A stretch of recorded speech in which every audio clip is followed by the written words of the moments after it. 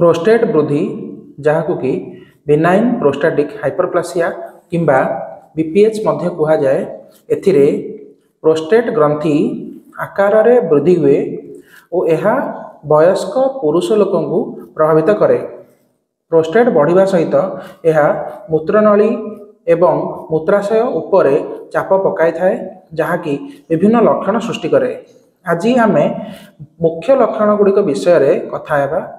Number 1 बारंबार परिस्रा लागिबा बा urinary frequency सबुठारु बेसी देखा जाउथिबा लक्षण गुड़िक मध्यरु गोटे होची अधिक थर परिस्रा करिबा। राति रे बारंबार परिस्रा लागि थाए जहाकु कि नक्चुरिया कहा जाए। नंबर 2 यूरिनरी अर्जेंसी बा हठात परिस्रा लागिबा। प्रोस्टेट बढ़िले हठात परिस्रा लागे जोथिरे कि सांगे सांगे ढोकु पड़े और परिस्रा नियंत्रण करिबा कष्टकर होई पड़े। यह बेले बेले दुर्घटनार कारण मध्य होई थाए। नंबर 3 दुर्बल परिस्रा प्रवाह बा week urinary flow.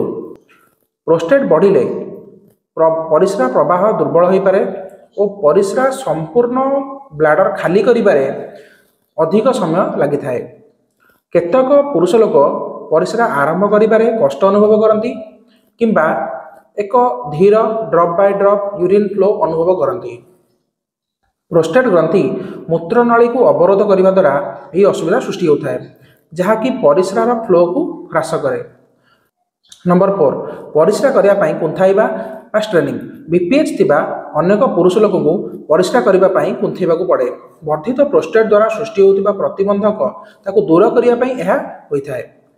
Number 5 intermittent flow. एथिरे परिस्रा रही रही हुए और अनेक थर आरंभ और बंद होता है जहाद्वारा ब्लाडर खाली करने संपूर्ण परिस्रा शेष करने कष्टकर हो पड़े।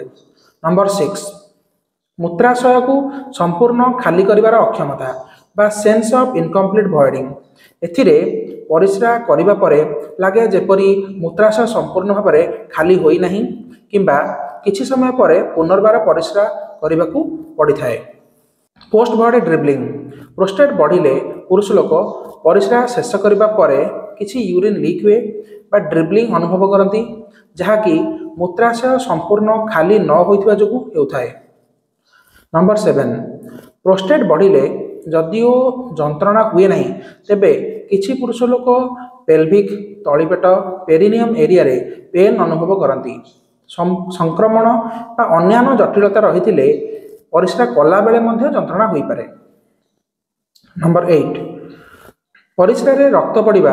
यह जदिओ बीपीएच केस रे बहुत कम देखा जाए किंतु केते पुरुष लोक ऑब्जर्व करि परिबे जे परिस्रा रे ब्लड आसुची। यहाकू हेमाचुरिया कहा जाए।